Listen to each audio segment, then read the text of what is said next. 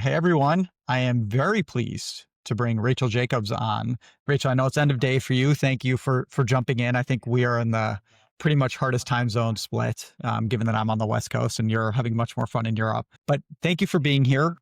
I'm Aaron Schwartz, one of the co-founders of Orita.ai. We do AI customer segmentation for a bunch of brands. We are not talking about Orita today. We're talking about Rachel because our business model revolves around agencies and partnering with them. And Rachel is the agency whisperer, the agency guru. Rachel, I don't know what, first of all, before I ask you for the proper intro, what is your favorite like moniker that somebody has bestowed upon you? Yeah, see, I'm called the mother in our community. They just call me the mother, I like it. for better, for Beautiful. worse. There it is.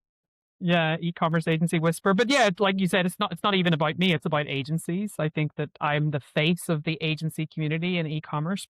Yeah, it's such a massive industry. It's not really. Hopefully, it's not about me anymore. It is indeed. All right, Rachel. Well, let me get out of the way. I'd love for you to give a proper intro, your background, how you got into the space, and obviously what you're up to these days. And then I'll have like 50 follow-up questions for you. Well, I've been in e-commerce since for about 10 years now. I did a tiny wee bit of brand stuff, but hated that, completely hated it, was not a fan. And then I went tech side, and I was on the partnership side of tech for a couple of years, and that was fun. That was in the early days of building out partner programs when partner programs were just getting started. And then, of course, I went to the dark side and joined an agency. I joined one of the top 3 Shopify Plus agencies based in Europe. We were based in London. And this is when Shopify Plus just hit the market. Klaviyo, Gorgeous, Recharge, like all of the giants that are in the industry now, they had just hit the market. So I was COO of an agency where we were building integrations, building retainer models. We specialized in, back then, M1 to Shopify Plus migrations for subscription brands. And Klaviyo was just like one of these tools that was kind of new to the market. I was a marketer. Before I was in like MailChimp and Marketo space. So I thought, well, this looks pretty sexy. Let's see what we can do with this, and started building around it. And then started building out what is now known as like more of a traditional retainer stack for agencies. So I did that for a few years. Agency scaled, got a lot of experience. And then I thought, well, if I did it for one agency, I could maybe do it for more. And that was 6.5, almost 7 years ago now. And I've done it for directly hundreds of agencies and consulted with thousands. I've by accident built out this massive network of about 20,000 agencies all over the world, exclusively in e-commerce. So that's why I'm kind of known as like the agency whisperer, the e-commerce agency mother, that they bring all they bring all their problems to mummy, and I'm there to kind of commiserate and kind of pull them up to their bootstraps and fix stuff. So yeah, that's what I'm focused on. And then a lot of people know me for some of the industry events that I run, the agency summits, some of the workshops that I host all over the world. And really the whole point is just getting agencies together, consolidation of knowledge, rising tide lifts all ships. That's how I know Orita. Obviously, a lot of my agencies are a big fan of you guys. So really for me, it's like working with the best tech partners in the space that all feed into the same tech stack and that are speaking to the evolving market when it comes to brands, that mid-market to enterprise space. It's very clear to me, again, from the outside that like everything is kind of self-reinforcing, right? You were on the brand side, on the tech side, on the agency side. You started working with agencies. All the events you do, all the community that you're building is about, as you kind of put it, like getting the agencies to talk to each other and share notes. If you can rewind back, because I'm really fascinated by how you got to this place, right? Obviously, it's like you put in all the work and you met with everybody. But when you first started consulting with agencies, what were the things that agencies were struggling with then? And Rachel, you can imagine I'm going to ask, like, what are the things that people are Yeah. struggling with? But like, what were the problems back in the day where you're like, oh yeah, I can uniquely help them kind of scale? Yeah, I would say retainers for sure. Mm. Because it was such an unknown, as obviously me being in the Shopify space, I think there's a big misconception. There certainly was back then. This is like 2019. So pre-COVID, there was a big misconception that you can't build retainers on Shopify. Like it just doesn't work. So then I came in, and my first little nickname or moniker for the industry was the retainer queen. That was how I was known. And that's why people like Shopify, like Klaviyo, like Gorgeous, they were sending agencies my way, because agencies were like, I don't know how to use your technology at scale. Like I can refer brands. So some of the bigger partners were saying, well, speak to Rachel. She has built these amazing retainer models for the agency she was at, and she's helping other leading agencies do that now.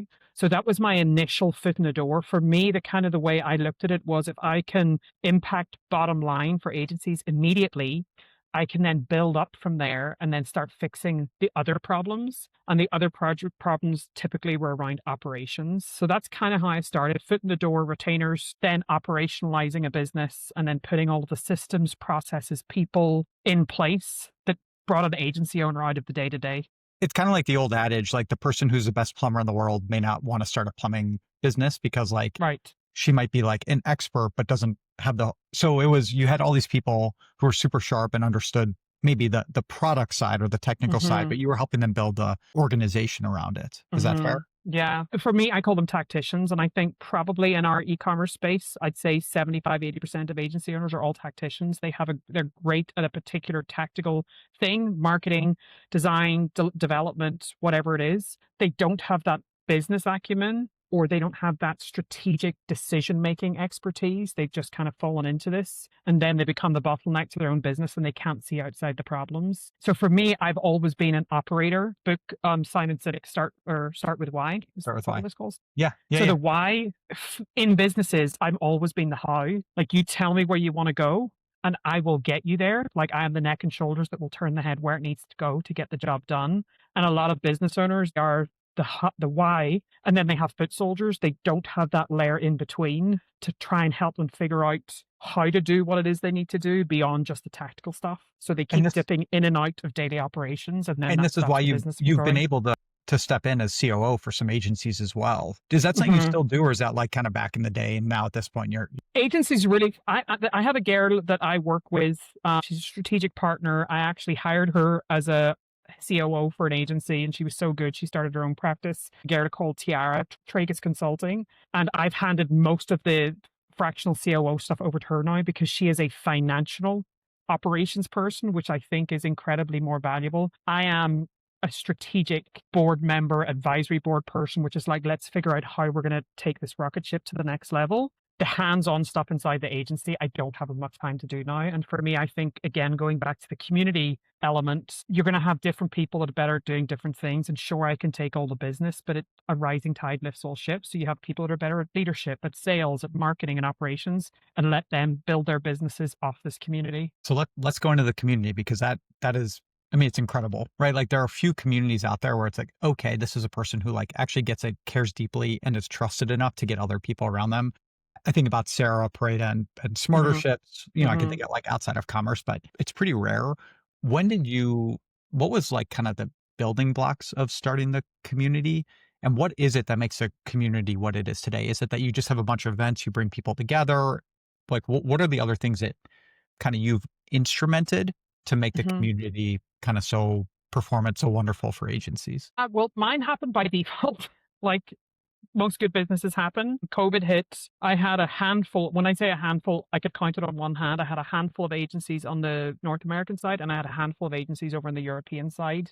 COVID hit us in Europe before it really hit North America. So I had then agencies that were in the US and Canada who were then saying, okay, what the fuck is happening over here in Europe? Like, what's happening with you guys? So I started then connecting people, and it sort of happened through default. And when I say it was a handful, it was literally 8 of us. So what I decided to do to try and make it easier with all the different time zones is I launched this thing called Ecommerce Agency Roundtable, and we would meet once a week, once every 2 weeks, open to everybody, everywhere. Within about 2 months, we were at 400 members. Within 6 months, we were at 4,000 or 5,000. So these were agencies from all over the world that were joining this online thing so we could all talk through what was happening. And it ended up becoming, what's happening with COVID? How are you adapting? What can I expect? To, these are the problems I'm having in my agencies. This is really cathartic. The reality is, and I'm going to be completely honest, an empty barrel makes the loudest noise. And there was a small handful of people on there that capitalized all of the oxygen in the room without bringing any significant value. So it kind of felt like it was a therapy session.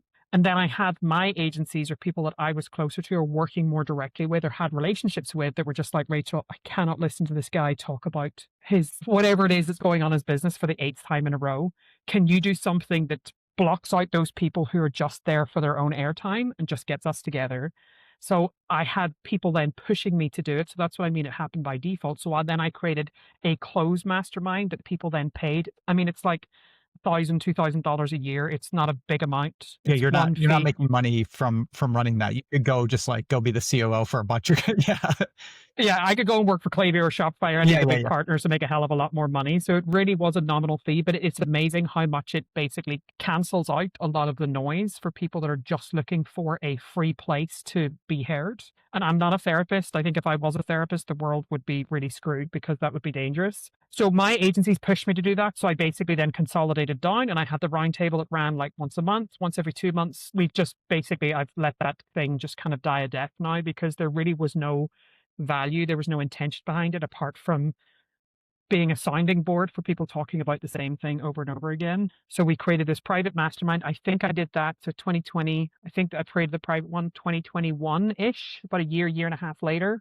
And since then, it's kind of evolved into a training academy, sources, cementation plates, boot camps, masterminds for owners, for senior leaders, for salespeople. And then COVID then the world opened up whenever, 2022, when everybody kind of came to terms with the fact that COVID wasn't going anywhere and life had to move on. And Klaviyo had actually said, we would love to see something industry specific just for agencies. And I said, well, I have an idea. I've spoken to a ton of agencies and they've said they want me to put together some sort of event. And they're like, okay, well, we'll get behind it if you can get other people behind it. So I launched the e-commerce agency summit and that was in 2022. And we've got 6 behind us across 3 locations launching. So we've got America, UK, and Europe, and we're launching Australia next year. And between those agency summits, we have well over 1,000 agencies that come to those. I specifically keep them smallish, so 200, 250. So it still has that community feel, which means I have a direct hand in every single agency that's in our private community.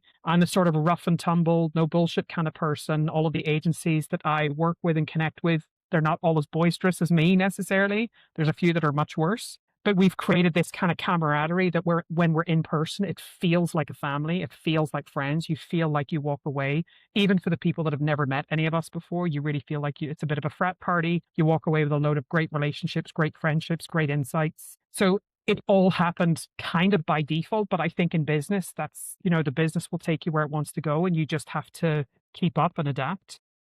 I mean, I think you understate the impact, or not the impact. Like, I think calling it by default, I don't think this happens without you being a really good listener and understanding what the ecosystem wants, right? Even the first example where like, yep, there were a couple really loud people, but there were other people who said, hey, we want something better. And figuring that out, I know is not easy, right? And actually like being deeply empathetic and thinking about how do I build something that people Well, I want. think that's the difference between running a business. I mean, you've been in business long enough to know that there's people that are in business just for money and there's people that are in business to solve problems. When you're in business to solve like genuinely solve problems. In my previous life, I used to be a nurse. So from a young age, I was always somebody that wanted to help people. I've always wanted to help people. So then being in this industry now, it's like I genuinely want to solve problems. The money will come. If it's your motivator, I think it can derail where ethics and morals are aligned. And for me, that's just, it's never worth it for the money because, I'd rather replace bad money with good money, even if it's less. So I always allowed, like, you tell me what you need and I will build it. And if I can build it for you, I can build it for more.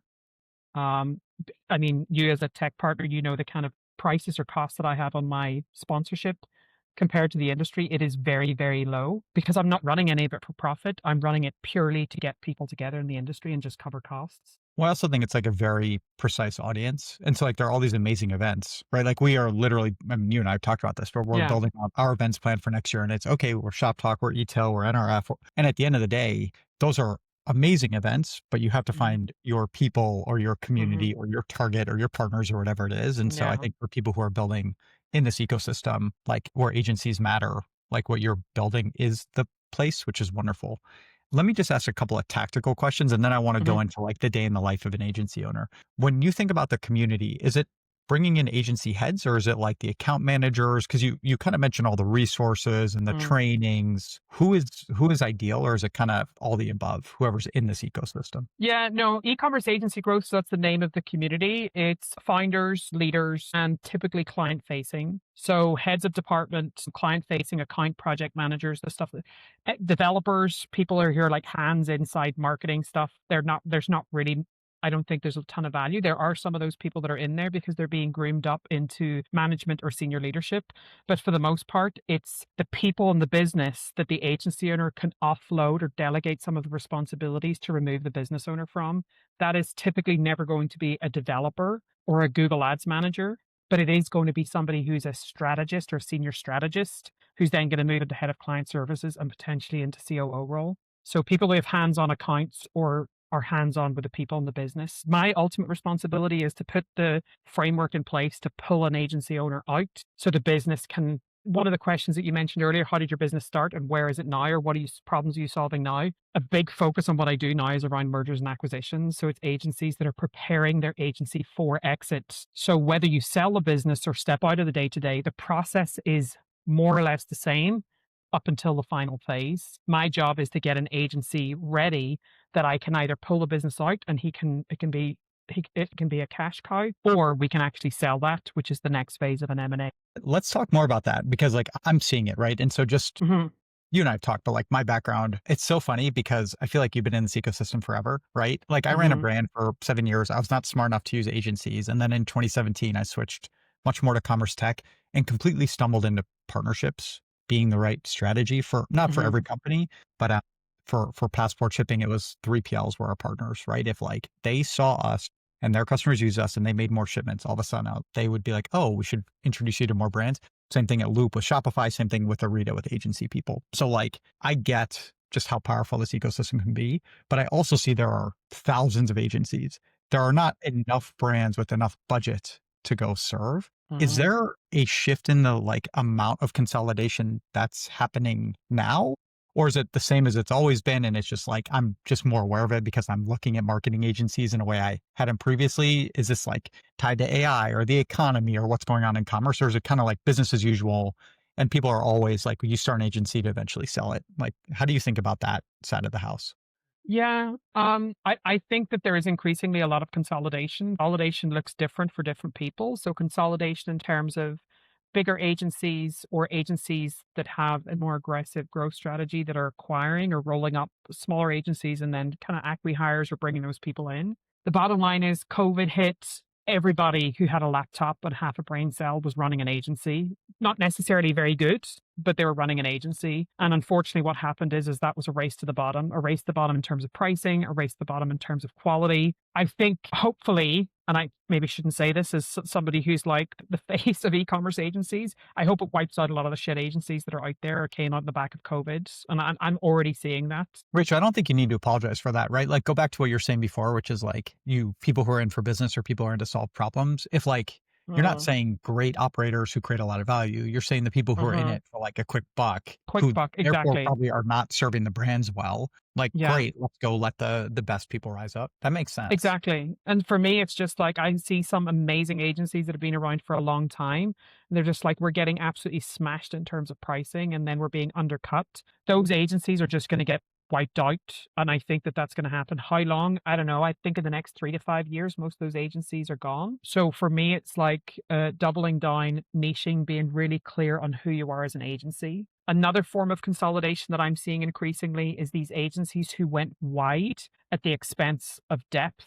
So they started adding a ton of services and they were kind of a generalist and they were a Swiss Army knife, all this things could be to like, kind of all people. like a developer shop that's now doing retention, that's now doing CRO, that's now doing ads, that's now, okay. Right. And I'm starting to see people that are like cutting these parts of the agency, like cutting off the dead wood, just holding the profitability back or selling those parts of the business off for spares. I think that's also great for the market because I do think it takes a smart, people never quit. That's bullshit. I don't believe in this philosophy of never quit. I believe in quitting while you're ahead. I believe a good entrepreneur knows, just like a friendship or a relationship, when it's coming to the end, you can keep pushing this thing and you keep holding it together. Is it worth it? And really a strategic or wisdom in business or in life is somebody who knows where to focus their effort. And sometimes that means saying goodbye to the stuff that is a distraction. So I'm seeing a lot of that going on and having conversations with agencies. I'm like, God, we really tried to get this Klaviyo department off the ground for 3 years, but we're a dev shop. So should we just try and keep this thing going, or should we just kind of sell this off or give it to a strategic partner and do this really, really well? And 9 times out of 10, that's the path that we choose. Rachel, your framing of like a good entrepreneur knows when to quit. I ran my brand for about 3 years too long, and all of our investors were like, "You're an idiot, stop." And I was like, "No, guys, you invested. I'm going to get you your money back." And they were like, "No, Yeah. this is a bad business." But so I hear you. There's actually a really good book by Annie Duke, who's like professional poker player, like amazing advisor to like some venture funds and tech companies, called Quit, that I recommend anybody read to think Mm. about, or at least like, go try to find some summaries or interviews with her. Um, when you think about the bigger shops, because there are some consolidators who are doing Hmm. really well, Hmm.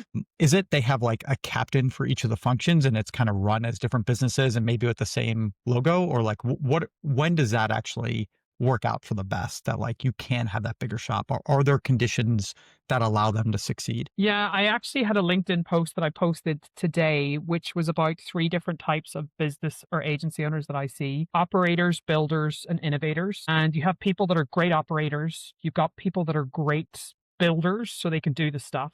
And then you have people that are great innovators. So those bigger shops, or those they don't even need to be physically big. Those agencies that are doing really well, they are business first, everything else second. And I think for me, that's the difference. When I look at an agency like Domain, for example, you have the 3 different founders that are in there. There are very different profiles: one that's very on the creative side, one that's very on the tech side, and then you have one that is very business focused. And I've known Mac, one of the co-founders there. He was my partner manager when I was running an agency like 10 years ago when he was at Shopify, but he's always been very business minded. Yeah. And that's really the difference between an agency being able to scale and grow. And a lot of the work that I do one-on-one with agencies when I'm on their advisory board or whatever the role looks like, it's reminding these agency owners that you are a business owner, you're an entrepreneur first. Everything else falls second to that. Whatever services you're providing in your team, if you do not think like an entrepreneur or start getting into entrepreneurial mode, you're going to get so married to all the details in the business and you're going to lose sight of the fact that you're running a company. So that's the difference between people who really are able to scale a business and achieve the goals that they want to achieve and those who aren't. And it's a different profile. Typically, I'm usually working with those that aren't. It's not to say that I do work with some agencies that have that more business minded, and then iron sharpens iron. You have somebody who knows the industry really well, somebody who really understands business and is very business minded. And you have the two of those that are, if it's compatible and we're a good fit for each other, it can work really, really well. I know I'm fully aware. I'm from Northern Ireland. I know I'm not for everybody, and that's fine. Rachel, I love this. This is great. You mentioned niche agencies, so I want to focus on that for a minute. When you say niche, so let's just talk about a retention agency. To you, is it somebody who's like the expert on Klaviyo, or is it actually they're the expert on CPG brands versus like apparel brands, and therefore they're flexible on what technologies they use? Could it be all the above? Like, where, if you were building an agency or advising an agency, like what are the different niches you would even like recommend somebody dive into? Yeah, well, typically you have horizontal and vertical niches. So a horizontal niche might be your tech stack, and your vertical niche might be CPG. I think for an agency that really wants to go deep and be a leader in their specific niche, you need that axis on horizontal and vertical. That's not to say agencies can't do well on one or the other. The agencies that do the best are the one that have that home run in the middle. So when I see agencies, for example, that are doing Barrel as an agency in New York, I know that we both know them, and they're in the CPG space, and that's really nice. Interviewed Lucas last week to talk I about. saw it on LinkedIn the other day. Yeah, they're Yeah. amazing. Sorry to interrupt, but keep going. I love those guys. Yeah, they're a great agency, and I think them doubling. And I've known Peter Kang for a number of years. He's come and spoken on a handful of the summits and events that I've done in person. They've got a group model that they have their different agencies within. So for those guys, them focusing on Shopify and CPG, that's smart. So I think, and I think it's always scary. A lot of agency owners are really afraid to do it. There is definitely a transition point where you go from being generalist to being more niche. And there's this expression they have in business that you go from all things to all people to something to all people and then something to some people. And the sooner you can get to that final end, in my case, I am something specifically to e-commerce agencies. Most agencies start all things to all people and maybe sort of dip their toe in the middle one and then stay there for too long. And then they just lose faith in what they're doing. It's hard. You find somebody, they refer you to somebody else, you're like, this is good money. How do I do it? I've got a team, I've got to feed them, right? And so it is very hard to get there. But that progression, I love simplicity But of it's it. it's a transition, right? And I Right. always say to agencies, I'm just like, listen, I want to double down in a niche. Let's figure out what we do really well. Whatever your service is and whatever your profiles or your ICPs look like, it doesn't mean that we just immediately say no to everybody else. It just means that we have a North Star and we're going to have 20 clients that are bringing in over 6 figures on an annual basis. And then until we get that transition and then we start switching like for like, and then we get to the end of that goal, takes 1 year, 2 years, 3 years, however long it takes. And then you start cherry picking the brands that you work with. So it is not an overnight thing. There is just the rebranding and the repositioning can take a year or two to catch up. And then you're selling those in. So it will mean eventually maybe saying no to people that are not within that profile, but you're going to want to because you're going to build a team of all stars that are focused exclusively on solving those problems. Love it. All right. So you support a ton of agencies with a ton of different niches and you see them all. Imagine I'm a brand, right? And I'm coming to you and I'm 10 million, 20, like I exist. I've got my channels, business is pretty good. I have a clear product, a clear audience. What are the like questions I need to ask? We can focus on retention, right? So I'm not talking about a dev shop or whatever, but Mhm. even within a vertical of agencies, how do I go choose the right agency for me? Do I interview 20? Do I come with like really strong perspectives? Do I say like, hey, I have a mountain I want to climb. How do I get there? How would you advise brands to go interact with and find the I've best agency? actually, I mentioned to you earlier, I did dip my toe in the brand pond this year, very momentarily, and I will never do it again. Be careful. Yeah, exactly. It was a close call for them, I think, more than me. But I did a handful of like retreats and workshops in the brand space. Basically, I was bridging the gap between the agencies I work with, the tech partners I work with, and also the people in the brand community. And I ran a ton of workshops and presentations around what brands should expect from an agency. I think a lot of brands are coming into it looking for the cheapest price, and I think that is never like anybody who's going to go looking for the cheapest price. Just for example, we bought this farmhouse 3 years ago, and I remember getting a text message from a random guy who somebody had sent him my number, and he messaged me in Spanish, obviously, and said, "Whatever your price is, I'll do it for 20% less." I'd never met him. I'd never spoken to him. He'd never looked at the property. I will do it for 20% less. And I'm like, 100%, I'm going to lose whatever money I invest in that guy. So it's really being intentional about who you're going after. I think also cherry picking 3 to 5 agencies based on their portfolio and being very clear on what your expectations and goals are. If you just want a one and done kind of project, you need to be really clear on what it is that you need from them. If you're looking for a more long-term strategic partnership, you need to make sure there's alignment there. So from a brand perspective, you should be asking questions about systems, processes, like how they're working with you, what their tech stack looks like, how they're working with other brands. Like get time to get to know them because at the end of the day, it's kind of like a marriage. There needs to be a good cultural alignment in order for you guys to kind of weather the storm together. When you're advising an agency, right? And they want to grow their business, they will go do a song and dance to close somebody. But at the end of the day, they might then hand that person off Right. to their account managers or somebody else. How do you help? Like, how do you advise agencies, not just how to close a deal, but how to retain the customer, for lack of a better term? Yeah, I mean, in the sales process, you should have the people that are going to be hands-on in the business. The problem is with salespeople, they'll sell the dream and then chuck it over the fence into delivery. And then it's like, it becomes a bit of a nightmare because your expectations are not met. And so I think having the people that are going to have hands on the account so you can kind of see, okay, this is the spirit of the law and this is the letter of the law. This is how we're going to be working together. I mean, ultimately, that's what it comes down to. A salesperson is always going to sell to the best of their ability, but making sure everything is detailed and documented and written down so we know what's included and what's not included and who I'm actually going to be working with.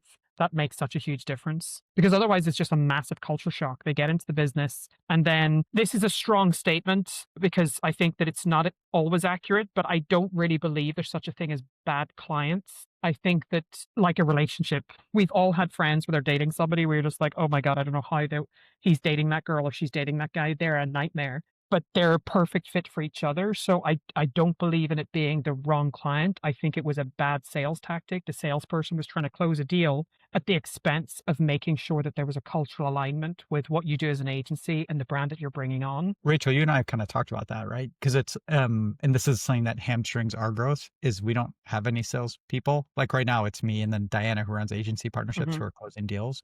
And the big reason why is, and like we will over time, but I really don't want to oversell somebody. right? I'd Mhm. rather like really deeply understand and be like, hey, you need these issues. You'd be willing to pay us a lot of money. You will not be happy with us. And like our delivery won't be there. It's also why when we're referring out an agency, we always refer out 4 or 5. Like this is how I felt, and I still help brands find their 3PLs, is like there is no best agency or 3PL or tech partner or anything. It is like literally what are your needs and your objectives? How do you like working with a partner? Can you afford what the price is? Right? You've got to actually go deep on that front. But then that goes back to the point that we said earlier. There's a difference between genuinely trying to solve problems Yes. and trying to sell.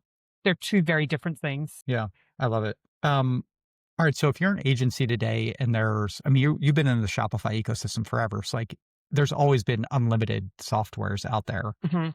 Has Mhm. anything changed now that like because there's new AI like software? Is it more options or I think what I'm trying to figure out is like there is a ton of choice. How do you advise agencies to evaluate technologies?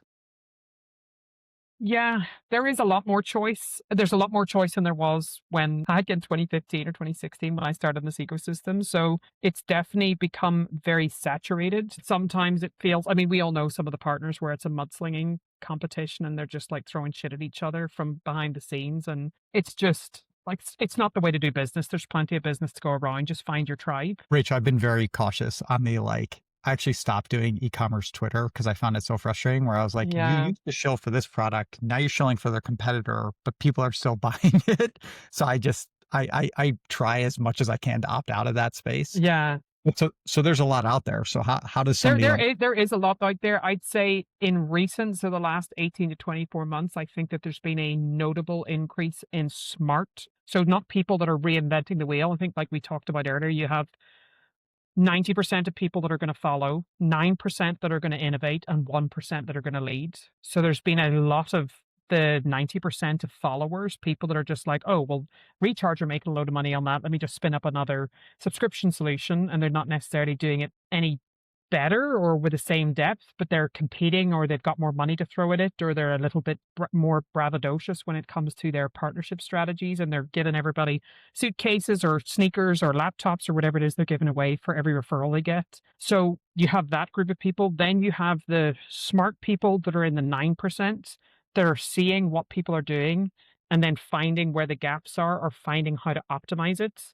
And then you have that genuine 1% of people. A great example of that is somebody like Gadget. Gadget hit the market 2023, I think. And Gadget was basically born out of a guy he worked for Shopify. And then he created this technology that allowed agencies to spin up apps that would take months to build in 30 minutes. And I was launching my first agency summit in Toronto, and they said that they wanted to come, and I'm like, dude, you're a tech company. If you're not a sponsor, you're not coming. You're not just going to show up. So anyway, they came along, they sponsored, they did a workshop, and they signed probably 10 agencies on the spot that are now some of their long-standing agency partners. And these agencies have rebuilt their entire development department using Gadget, and they've been able to take client-facing apps, then rebuild them internally and make them public apps. Now, that is somebody, in my opinion, that's in the 1% that is doing something innovative and really shaping the market. Then you have the 9%, and there's lots of examples of people that are doing this really well. One partner that I'm really excited about is Freight. They're in the, I mean, you know, the guys at Freight, right? They're in okay, that returns, they're in that return shipping kind of space, but they're doing it differently. So they're taking something that's a very saturated market and they're doing it differently because there's an element then of consolidation when it comes to sending all of the products back to the brands. So for me, what I focus on is I don't focus on the 90%. So I'm not really interested in the 15,000 loyalty solutions that are out there. I'm looking at that top 10% and I'm looking at the core tech stack that I recommend to agencies. And you have people like the Klaviyo's, the Gorgeous, the Rebuys, the Channable, well, Ecos. So all of those partners, I mean, there's a ton of partners right in the space, but they're number one, that they're on the future proofing. Number two, when it comes to agencies, we talked about this last week. You need to understand how agency partnerships work. And there's so many tech partners out there that just don't seem to understand it. Feels very transactional. I think tech to tech, transactional, tech to brand, it's very functional. Like this is what you need and this is what we do. Tech to agency is very relational. So if you don't understand that it's the difference between a hookup and marriage, if you don't understand that relationship takes time to nurture and the agency needs to get to know you, and once that happens, the floodgates will open. So then when I have people that are sitting across all three, they're selling to brands, they're selling to tech, they're trying to sell to agencies, and it's so aggressive and so transactional and just like, where are my leads? Send me your brands. And then agencies are just like, I'm like, this guy's a douchebag. I'm not interested. So Let me, that's what I look for. I look for that I love it. 10%, and I look for those partner managers. Like you said earlier, you'll follow those partner manager wherever they go because they've invested in building that relationship with you. And for me, that's really important. There are a couple principles I think about for building not an agency or just like a generic partnerships org. First Mhm. and foremost is if 1+1 doesn't equal 3 or more, don't do it. Mhm. Like it's Right. cool to be friends and it's cool to help each other and like awesome. But like ultimately, does your existence make your partners, customers happier? And Mhm. it's Mhm. theoretically like improve retention for your partners. If Mhm. the answer is no, probably don't Yeah, don't do spend the it. time there. And the second one to me is very much, and it's hard, but it's be a net giver. Like Mhm. you said this, everybody's like, give me leads, give me leads. And look, an agency is easier to give leads to than a tech partner because the Mhm. tech Mhm. partner like partners with a lot of agencies. And it's not like we're going like to agency one and be like, hey, Mhm. take one of their customers and bring it to agency two. But the spirit of like listening to your customers and understanding their problems and be like, I've got some partners who might be able to, Mhm. I think is something that is deeply missed. Or I mean, I would always say partnerships to me, partnerships is like a bank. You have got to make deposits before you expect to Yeah, make a withdrawal. So I I think love if it. you go in with that mindset, so tech partners who are doing partnerships really well, you need to understand that there needs to be an investment. I'm not saying referral of brands because I think that that's quite difficult to get right, but there needs to be an investment that goes into that relationship. For agencies that are doing partnerships very well, that they have a proper partnership channel, they have a partnership person in place, they also need to have the same mindset. So when I have tech partners come to me and say, listen, we're just not getting introductions, or I have agencies saying, listen, my tech partners don't send me any leads. No shit, Sherlock, because they've got 50 or 60 other agencies that they're working with.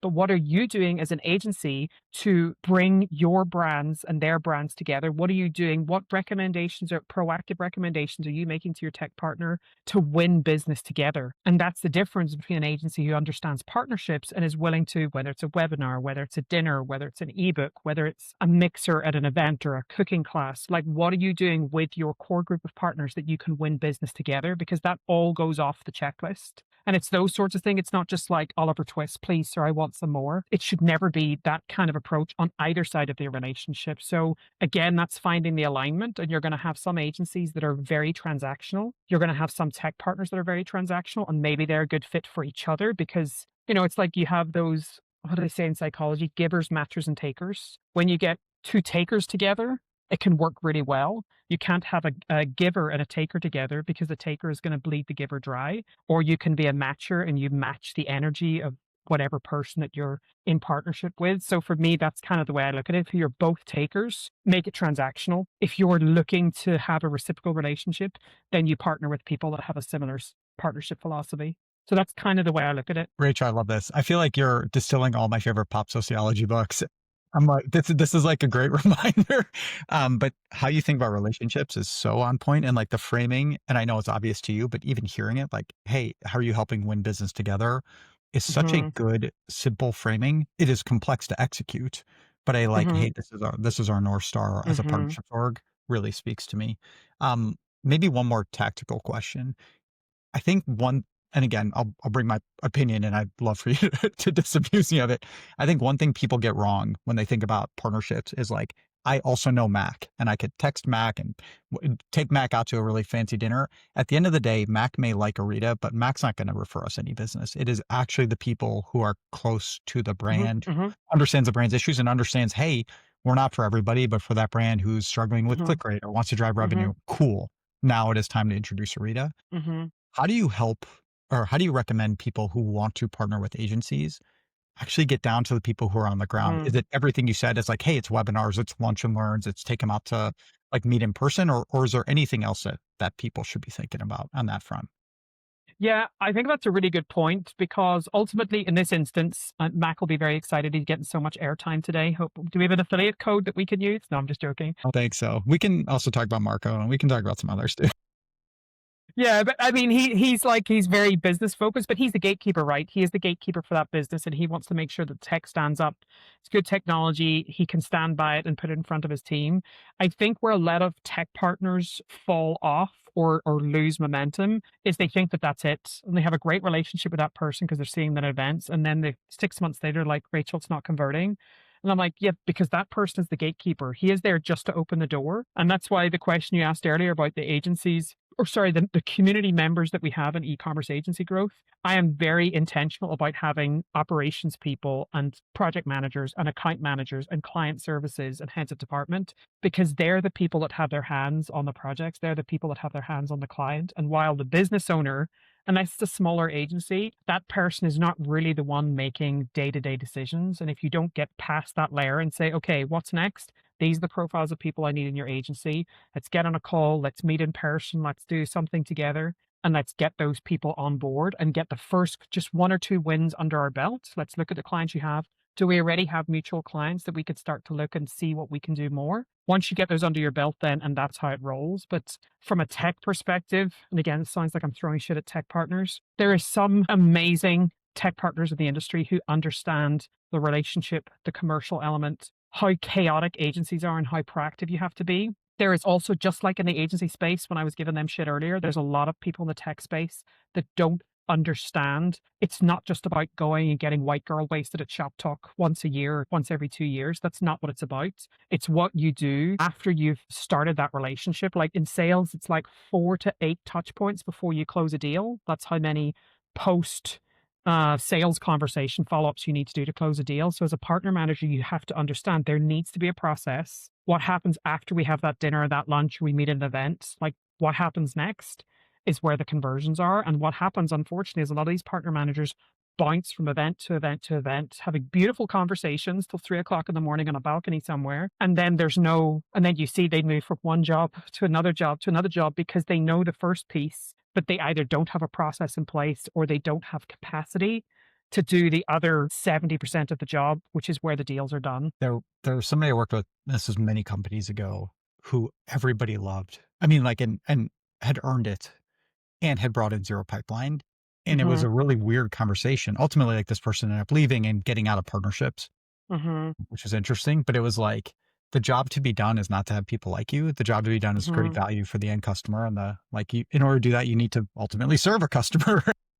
Right. And so, yeah, as much fun as all the boondoggles are, could not be more aligned with you. Yeah, but I even say to my partners, I'm just like, as much as the people who like me love me, and I'm strong personality, and I say it like it is, and there's people who love that and people who don't. They're not working with me year after year after year after year because I'm great crack, or because they like my personality, or because I bring good energy to the table. They're working with me because there's dollar signs attached to what it is that I do. And that's what it comes down to in business. Yeah. I think also it's about being able to know when you're at the end of your road as an entrepreneur, where it's just like, listen, I've delivered the value, or what you need is something slightly different, or I think that what you're looking for and what I'm doing are not aligned, as opposed to, yeah, just give me the money for as long as I can get it, in spite of whether it brings value to you and your bottom line or not. And there's a lot of, I'm sure we talk about this for hours, there's a lot of that going on in the market right now, which I'm hoping will be consolidated. A lot of people with zero consideration for how your investments in my business impact your bottom line. They're just like, I'm going to take the money. And I'm hoping that the industry is going to wash a lot of that stuff out, because the people that actually care about ROI are being measured with the same benchmark as the people that don't. And it's really frustrating. Yeah. This has been wonderful. I have a couple of final questions for you. Quick fire. You can choose to engage or not. This is a judgment-free zone. I've already stolen enough insights, and my notebook is full. No, it's grand. I think just one, and again, this is maybe a weird Silicon Valley framing, but do you have any requests for startups? Like, are there problems related to agencies or related to brands in this ecosystem that you're like, my God, why isn't there just a better solution for this? Well, that is a good question.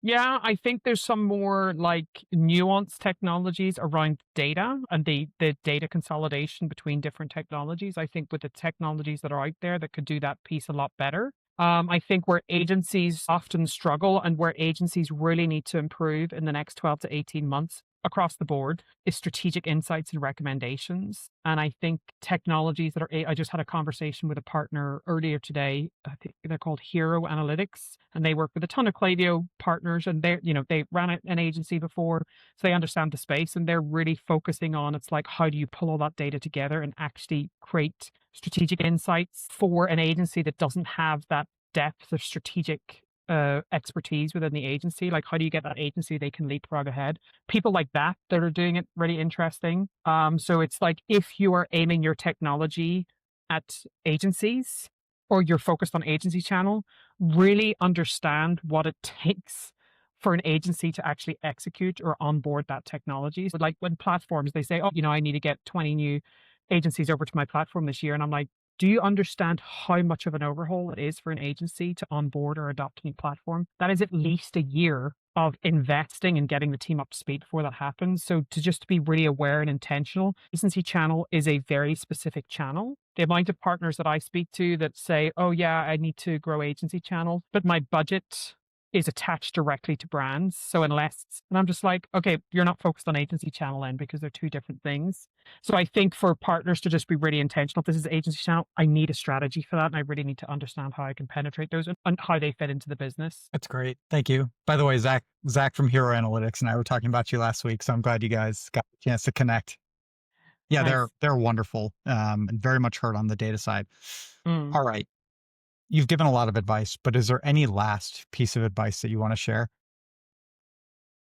Last piece of advice. I think a couple of things. These maybe are quotes that I really love. One of the quotes that I really love is Bruce Lee, one of the greatest people that ever existed. Simplicity is the key to brilliance. It's one of my favorite quotes I've ever heard in my whole life. I absolutely love it. And there is so much intelligence and hard work and years of blood, sweat, and tears that goes into simplifying things. And as an entrepreneur, it should be our responsibility to take something really complicated and simplify it as much as possible. So I think that one in business is always a really good one to remember. Another one, which is going to be my motto, every single year I go down to the beach and I just let the waves I just absorb all the salt water. And I plan my motto for next year. And I usually do it on New Year's Day, but this year it's kind of come to me towards the end of the year. And my motto for next year is, don't mistake movement with progress. It's a very famous expression. It's Denzel Washington, again, one of my favorite people. I just love people who are wise, just wisdom. I just love it because I'm not that smart and not that wise. So I just lean on the people that are, but don't mistake movement with progress. And I think that's also super important.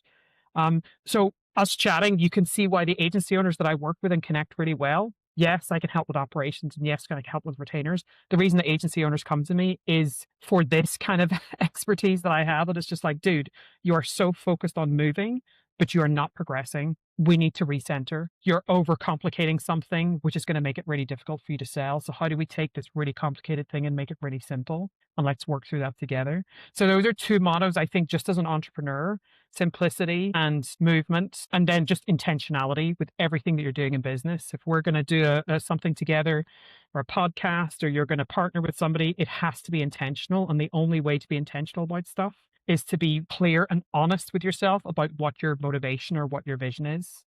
And that allows you to be more intentional. So for me, that's kind of my philosophy to growing businesses, growing my own business, everything that I do in life. It's like those kind of things. So I don't know if that's advice or It's just great. really excellent quotes that I feel that are so applicable to many things. All 3 points really well heard. It is interesting to bring this whole conversation even full circle, because what we talked about earlier was the self-reinforcing nature of what you're doing. And it is very clear, your intentionality and where you want to be and how you want to serve the world and where you fit, and everything you're building ties to that. And I candidly think that's really beautiful. And I think it's a great way to lead a life. It's also obviously the right way to run a business. Rachel, thank you. My last question is an easy one. Where can folks find you? Very easy. Ecommercepartnerships.com or ecommerceagencygrowth.com. So e-commerce partnerships is more on the events, stuff that I do with tech partners and helping tech partners with their go-to-market strategy and agency channel. Agency growth is the stuff I do. Really, my bread and butter is what I do with agencies. To your point that you made earlier, I mean, at the end of the day, yes, these are my ideas, but building a community comes down to finding, I know it sounds really, it's really corny, but like finding your tribe, and you find other people, agencies, tech partners, consultants that have a very similar kind of mindset. If we work hard, if we play hard, and we love hard, and we support each other, and if we all have that similar kind of philosophy or like way of looking at life with different lenses, that's really what makes the community. So whilst I'm, somebody called me once, which I'm not sure is particularly flattering, the spider in the middle of the web. I don't know if that was an insult or not, but either way, I remembered it. So whilst I may be the spider in the middle of the web, it's really all of the people that you have around you, and it's the different coaches and consultants, and like some of the people I mentioned that are doing marketing, that are doing finances, that are doing leadership, and they're the ones that are collectively we're bringing people up. At this stage now, I'm kind of the gatekeeper. I'm the bulldog at the gate that is letting people in or out and being very intentional about the people I bring in, because they're going to bring value, or they're just going to be like energy vampires and suck things dry, which is definitely not what we want. Rachel, you had me until you talked about spiders, because I'm extraordinarily afraid of spiders. But otherwise, a great conversation to start my week. Thank you so much. I can't wait to see you soon. My pleasure. Hi, I'm Aaron Schwartz, co-founder and co-CEO of Orita.ai. We build AI customer segmentation for some of Klaviyo's biggest brands like Oriana, Spanx, Caraway, Third Love, True Classic, Run Beauty, and on and on. Brands come to us to help find untapped revenue, improve their click rate, drive away mean bots, and a bunch more.